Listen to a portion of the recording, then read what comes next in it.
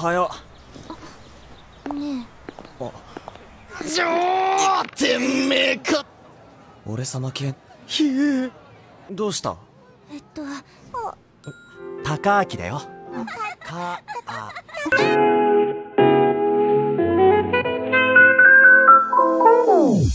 Halo para animers yang taunya cuma rebahan sambil nonton menggunakan wifi tetangga. Gimana kabar kalian? Apakah masih aman wifi tetangganya? Nah, di video kali ini Mimin akan menceritakan atau membahas salah satu anime summer terbaru kali ini, yaitu anime yang genrenya romance komedi, anime Yume Miru Danziwa Oresekyo Desta yang sekarang udah nyampe ke episode kedua. Nah, buat kalian yang pada penasaran dengan apa yang akan terjadi di episode kali ini, langsung saja siapkan minuman, kencangkan celana dalam, dan yaps, tanpa banyak bacot, langsung saja kita keluar ceritanya. Selepeu. Scene diawali dengan memperlihatkan obrolan Kei dan Wataru yang membahas Aika, di mana gara-gara Wataru terus mengejarnya, Aika jadi tidak pernah dideketin anak-anak lain. Gara-gara itu Aika cuma ngobrol sama Kei dan Wataru seorang. Mengetahui itu, Wataru teringat tingkah lakunya yang selalu menggoda Aika, tetapi ia selalu ditolak olehnya. Anak lain yang melihat itu merasa kasihan pada Aika karena tingkah Wataru, dan di sisi lain mereka berdua terlihat seperti pasangan yang cocok. Alhasil temannya pun membiarkannya, apalagi mereka tidak terlalu mengenal Wataru dan Aika. Lalu Wataru berpendapat kalau ia tidak mendekati Aika sekarang, harusnya anak-anak lain tidak perlu sungkan lagi. Kemudian Wataru bangkit dari tempat duduknya sembari berkata kalau dirinya harus mempopulerkannya. Mendengar itu, Kei tercengang. Lalu saat jam istirahat tiba, Kei langsung memeluk Aika sembari mengatakan ia kesepian berpisah dengannya. またやってる。夏川さん。ってことは今俺が近づき。 Di sisi lain, Kei sadar kalau ia jarang melihat Aika bersama orang selain dirinya. Bagi Wataru mungkin ini kesempatan yang bagus. Kemudian Wataru pergi ke kantin. Tak lama setelah itu, teman Wataru yaitu Yamazaki bertanya alasan Wataru yang murung terus. Wataru bertanya balik apakah dia sendiri lagi gabut. Hal itu membuat Yamazaki sedikit kesal. Melihat tingkah mereka berdua, Aika jadi tercengang. Di perjalanan, Wataru masih memikirkan tentang Aika yang terpaksa terus menolak karena tidak ingin sendirian. Walau Wataru menginginkannya jadi pacar, hal tersebut cuma buang-buang waktu aja. Tak lama Wataru didatangi oleh kakak kelasnya yang bernama Shinomiya. Dia lalu bertanya apakah Wataru yang menakut-nakuti juniornya tempo hari. Wataru yang merasa bersalah langsung meminta maaf. Namun Shinomiya hanya bercanda. Shinomiya heran kenapa Wataru meminta maaf padahal Wataru sendiri tidak punya niatan buruk kepada juniornya.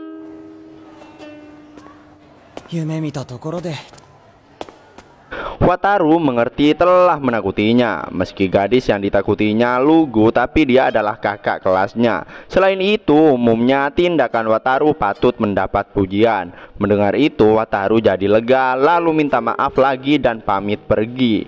Kemudian Shinomiya menghentikan Wataru, yang mana saat ini Shinomiya sedikit terkejut karena Wataru mengetahui namanya. Wataru bilang kalau kebanyakan murid pasti mengenalinya. Shinomiya terkenal sebagai ketua komite disiplin yang karismatik. Mengetahui itu, Shinomiya memalingkan wajahnya sembari berkata, jadi begitu rata-rata murid memandang dirinya. Lalu Shinomiya ngasih tahu alasan juniornya yang ketakutan saat itu karena dia kurang nyaman dengan cowok. Menurut Wataru bukan hanya dia, tapi semua sama aja. Kemudian Shinomiya membawa Wataru ke ruangan konseling untuk membicarakan sesuatu. Shinomiya sudah yakin kalau Wataru tidak punya niatan tersembunyi kepada juniornya karena Wataru kelihatannya juga bukan orang yang suka menutup-nutupi. Jadi gadis yang takut padanya waktu itu adalah Yuyu. Dia adalah anggota komite disiplin, pekerja keras dan serius. Bukan hanya Yuyu, tapi anggota komite disiplin yang lainnya pun begitu. Semua anggota menjalankan tugas dengan penuh kebanggaan. Namun terkadang mereka kurang percaya diri dan pesimis. pesimis. Menurut Wataru, mereka pasti begitu setelah melihat seniornya yang keren. Singkatnya, Shinomiya khawatir dengan juniornya. Dia merasa dirinya tak berdaya karena tidak sanggup membantu mereka. Shinomiya ingin membantu teman-temannya yang bermasalah. Makanya Shinomiya mencoba menyemangatinya, tapi mereka justru selalu bilang kayak gini. Lalu Wataru mengutarakan pendapatnya. Meski Wataru sangat belak-belakan, tapi perkataannya memang benar. Apalagi Wataru sama seperti komdis lainnya. Tapi Wataru orang luar, jadi dia bisa melihatnya secara objektif. Terus terang saja Wataru berkata kalau mereka tidak berharap untuk disemangati oleh Shinomiya, dan Shinomiya hanya perlu mengatakan pada temannya untuk tidak usah khawatir sembari menepuk bahu kepada anggota lainnya. Dengan begitu mereka pasti puas. Wataru yakin teman-temannya tidak ingin Shinomiya menurunkan standarnya sama seperti mereka, dan mereka hanya ingin menonton aja. Mereka pasti akan melayang-layang karena bahu mereka ditepuk oleh senior panutan mereka. Bagi mereka, Shinomiya lebih luar biasa dibanding bidadari. Karena capek udah kebanyakan ngebacot, mereka pun kembali ke kelas masing-masing. Sebelum berpisah, Shinomiya menanyakan nama Wataru, tapi Wataru malah menggunakan nama samaran, yaitu nama temannya Yamazaki. Singkat cerita, di keesokan harinya saat akan berangkat sekolah, Wataru disuruh oleh kakaknya Kaede untuk membawa barang-barang miliknya. Lalu Kaede menanyakan apa hubungan Wataru dengan Aika sudah membaik. Namun Wataru berkata kalau ia dan Aika hanya teman sekelas. Mendengar itu Kaede paham kenapa adiknya tidak disukai oleh cewek. Dalam perjalanan mereka berpapasan dengan Aika. Kaede menyuruh Wataru untuk berbicara baik-baik dengan Aika. Akan tetapi mereka berdua sama sekali tidak mengobrol bahkan sampai tiba ke sekolah, dan hanya saling menyapa aja. Beberapa saat kemudian datang Kei yang ngasih tahu Wataru kalau Shinomiya mengamuk. Mereka pun pergi ke kelas untuk memeriksanya. Nampak Shinomiya agak kesal. Lalu Wataru menyuruh Kei dan Aika untuk masuk ke kelas duluan, sementara ia akan menyelesaikan urusannya dengan Shinomiya. Beberapa saat kemudian Shinomiya pun keluar kelas.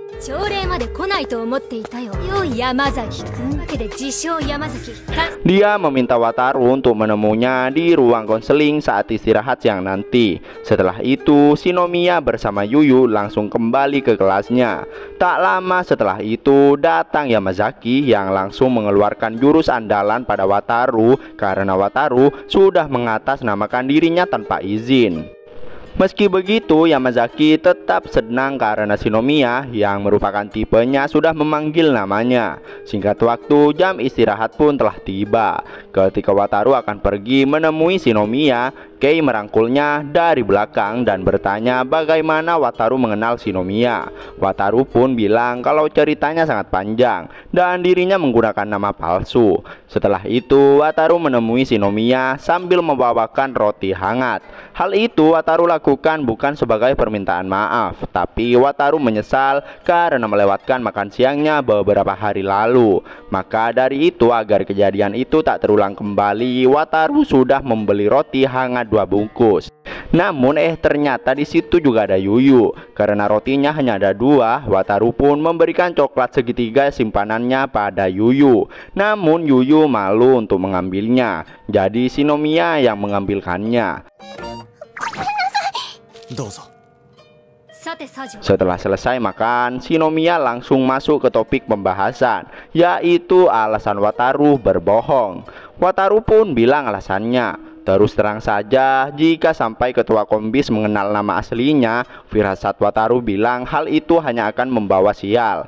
Jadi Wataru spontan memakai nama teman sekelasnya. Bagi Shinomiya, hal tersebut justru akan menyusahkan teman sekelasnya. Namun Yamazaki malah merasa senang.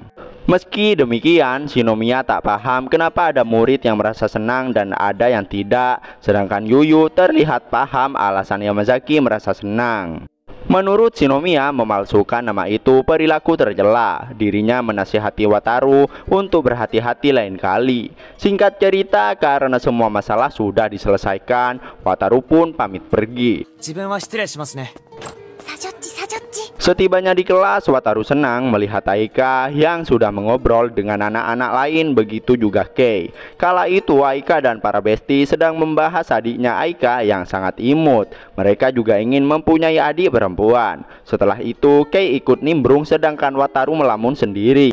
Wataru juga merasa kalau ia cuma jadi pengganggu. Beberapa saat kemudian Wataru mendapat pesan dari Kaede yang memintanya untuk ke ruang OSIS saat pulang sekolah nanti.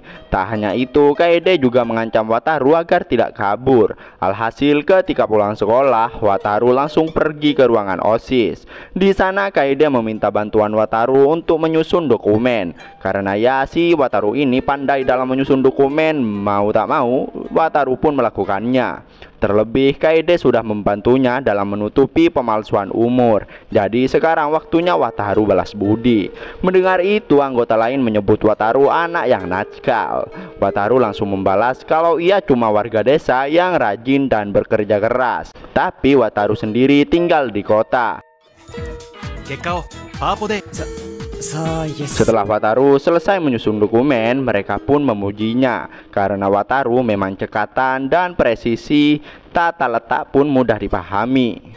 Mendengar pujian tersebut, Wataru langsung tahu kalau besok pasti akan dipanggil ke sini lagi. Di sisi lain, terlihat Shinomiya dan Yuyu yang lagi jalan-jalan menyelusuri lorong halaman sekolah. Shinomiya tahu kalau Yuyu sedang memikirkan Wataru. Lalu Shinomiya berkata Wataru itu adik kelasnya. Meski sedikit tengil, tapi dia tidak kasar. Meski begitu, menurut Yuyu mungkin saja ada ucapannya yang membuat Wataru marah. Soalnya Wataru melihatnya begitu kecewa. Yuyu yang ingin mengatasi rasa takutnya kepada cowok. Lalu Shinomiya menyemangatinya dengan cara yang diajarkan Wataru. Di keesokan harinya, saat melihat Wataru tidak ada di kelas, Aika nampak rindu tapi ia menutupinya. Lalu NPC kemarin berencana untuk main ke rumah Aika. Aika pun senang dan mengajak mereka ke rumahnya. Tak lama, datang Wataru yang selesai membantu kakaknya. Lalu Kei memberitahu Wataru kalau ia dan yang lainnya akan mengunjungi rumah Aika. Kei juga mengajak Wataru untuk pergi bersama. Namun Wataru berkata kalau levelnya masih kurang.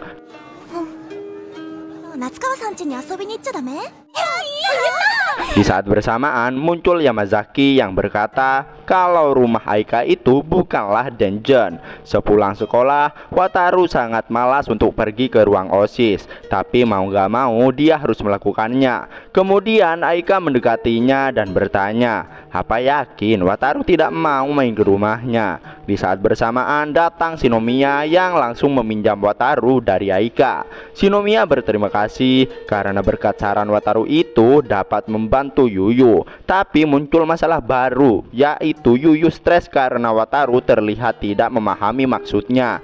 Namun Wataru merasa kalau tujuan Yuyu untuk mengatasi rasa takutnya itu terhadap cowok bagus. Tapi Shinomiya ingin mendengar tujuan Wataru yang sebenarnya. Wataru pun berkata kalau dirinya hanya kecewa melihat tekad Kak Inatomi yang setengah hati. Inatomi meminta maaf padanya bukan hanya karena bersalah, karena dia membenci dirinya yang menolak niat baik orang lain akibat rasa takutnya. Yang jadi masalah adalah karena Yuyu seolah menjadikan kesalahpahaman sebagai batu loncatan menyingkirkan rasa takutnya kepada cowok. Seperti itulah yang Wataru rasakan. Terlebih Yuyu mengajak Shinomiya ke dalam masalahnya sendiri agar berani meminta maaf pada Wataru. Hal tersebut menjadikan Shinomiya sebagai maskot yang sangat berharga. Singkat waktu, beberapa hari kemudian, Wataru dan anak-anak lainnya berkunjung ke rumah Aika.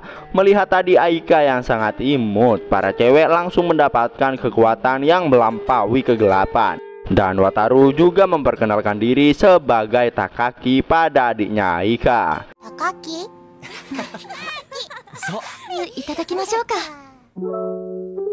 Dan ya situlah akhir dari anime Yume Miru dan Ziwa Ore Saikyo Desita episode kedua. Wedeh, kayaknya sang MC kita jadi makin akrab nih sama Aika.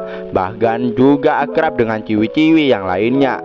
Di sisi lain Aika juga mulai bicara dengan para bestie yang lain. Nah, buat kalian yang penasaran dengan apa yang akan terjadi di episode berikutnya, makanya pantengin terus channel Movie Senpai. Jangan lupa like dan subscribe-nya. Terima kasih buat yang udah nonton sampai akhir. Sampai jumpa di video berikutnya. Sleeping.